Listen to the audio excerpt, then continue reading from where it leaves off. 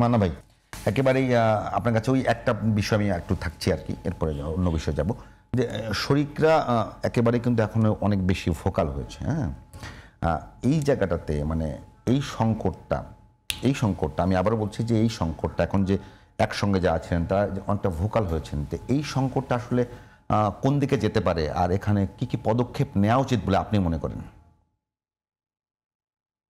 কোন দিকে যেতে পারে সেটা নির্ভর করছে যারা যারা অ্যাক্টর আছেন তারা কিভাবে অ্যাক্ট করেন।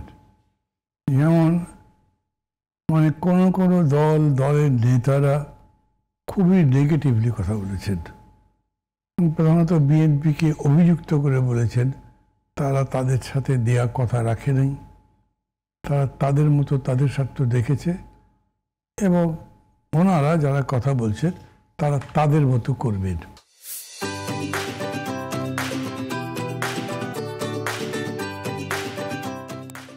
এবং আমি দেখেছি, যেহেতু আমি একটু আগে বললাম আপনাকে যে আমি তো ওই দলে আছি, আমি সবার সেন্টিমেন্ট শুনি, দেখতে পাই।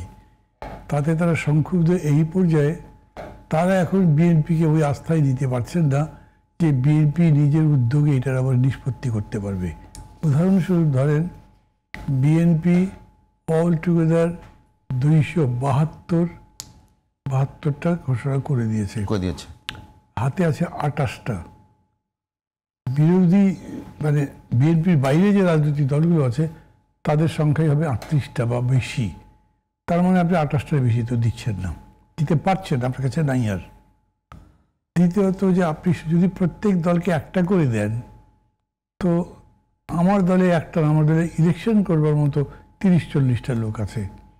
আমি আমার দলের মধ্যে এই নিয়ন্ত্রণ করতে পারি 30-40 জন তো হবে না, ঠিক আছে তোমরা 7-8 জন করো, বা একটা নাম্বার ফিক্স করলাম, সবগুলো দলই এরকম করে করবে। এটার কোনো ইঙ্গিতও নেই। যদি ধরেন 12-13 তারিখের মধ্যে শিডিউল ডিক্লেয়ার হয়ে যায়, তারপরে তো ওই প্রেশারেই রাখতে হবে আপনার। আপনি নিজেদের মধ্যে ঘরটা গোছাবেন সেই সুযোগটা পাচ্ছেন না। ফলে তারা কি করবে, তাদের আমি ইমোশনাল এক্সপ্রেশন দেখছি, তারা যে সংক্ষুব্ধ সেটার প্রকাশ করছেন।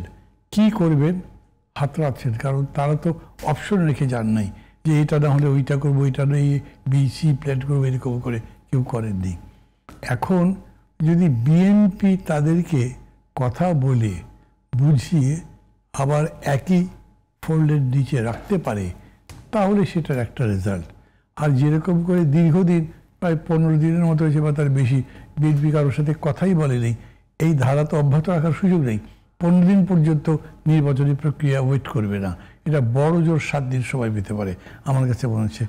এর মধ্যে কি এগুলোই সংক্ষুব্ধতা মিটিয়ে করতে পারবে? যদি পারে তাহলে এটার একটা ভালো ফল আপনি আশা করতে পারেন। আর যদি না পারে তাহলে এটা আনপ্রেডিক্টেবল, এখন বলা যাবে না যে কারা কিভাবে অ্যাক্ট করবে। দ্বিতীয়ত হচ্ছে যে আপনি জরিপের কথা বললেন, এই জরিপ বলেছে যে বেশি আসন বিএনপি পাবে। এটা তো আমি একদম প্রথম থেকে বোঝাবো, এটা মনে হয়েছে জামাত ইসলামের ভোট বেড়েছে, যথেষ্ট বেড়েছে, ওই এর মধ্যে ওখানে আছে ওই সংখ্যান আছে প্রায় 4 গুণের মতো ভোট বেড়েছে, কিন্তু যে তার সিট কটা বেড়েছে সেটার কোনো উল্লেখ ওখানে পাবেন না আপনি। তার মানে তারা ওই জায়গায় আসেনি। কিন্তু তারপরেও বিষয়টা কি দাঁড়াচ্ছে যে একটা গোষ্ঠী যে বিরোধী দল হিসেবে অ্যাপিয়ার করে গেছে, এটা ট্রুথ। এত বড় আন্দোলনের বিজয়ের পরে এরকম একটা শক্তি আসছে যাকে আপনি পছন্দ করছেন না, আপনি নিজের রাজনীতি দিয়ে তাকে যে ওভারশ্যাডো করতে পারবেন, তাকে উইন করতে পারবেন, এরকম কোনো লক্ষণ মানুষ দেখছে না। 4-5টা ইউনিভার্সিটিতে অথবা ধরেন পার্শিয়ালি ডিআরইউ নির্বাচনে যেটা দেখা গেল, সেটা তো একটা ডিরেকশনের কথা বলছে। এইটাকে আবার ঘুরিয়ে দেওয়ার জন্যে যেই রাজনীতি, যে পারসুয়েন্সের দরকার, সেটা কি দেখা যাচ্ছে? অধিকাংশ পর্যবেক্ষক মনে করছে যে না, কারণ বিএনপির অভ্যন্তরে এই প্রার্থিতার যে ঝগড়া সেটাই মিটছে না। আর ওই অর্থে আমি বলছিলাম এটা মেটাতে পারেন বেগম জিয়া যখন যদি থাকতেন, মানে সুস্থ অ্যাক্টিভ থাকতেন, ওনার হেঁটে যাওয়ার মধ্যে দিয়ে সব সমস্যার সমাধান হয়ে যেত। ইমেজ বা ক্যারিশমা ওই রকম কাজ করে। তারেক রহমান হয়তো এখন ওই জায়গায় পৌঁছেননি, কিন্তু তারপরে উনি দলের একক নেতা হিসেবে এখন প্রতিষ্ঠিত, কিন্তু উনিও থেকে তো কাজটা করতে পারছেন না, সবই দেখতেও পারছেন না। এইটা মেটাবে কে? তার মানে আমি মনে করি ওই অর্থে এই জায়গাগুলো গ্রে আছে এখন পর্যন্ত। আমি বলছি নির্বাচন হলে সেই নির্বাচনে বিএনপি জিতবে, কিন্তু বিএনপি যদি একটা রাজনৈতিক দল হিসেবে নিরেট রাজনীতির বিবেচনায় মনে করে ক্ষমতার প্রশ্নটাই বড়, আগে জিতি ক্ষমতায় যাই বাকি ঠিক করে দেব, তখন শুধু এই পথে কিন্তু নাও হতে পারে। সেটা আরও বড় বিবেচনার দরকার, আরও বড় নেতৃত্বের উপস্থিত থেকে কাজগুলো করার দরকার। নিশ্চয়ই সেটা বিএনপি নেতারা ভাববেন, জনাব তারেক রহমান ভাববেন। এই ভাবনা, তার সঠিকতা এবং তার সঠিক প্রয়োগের উপরে ভবিষ্যৎটা নির্ভর করবে।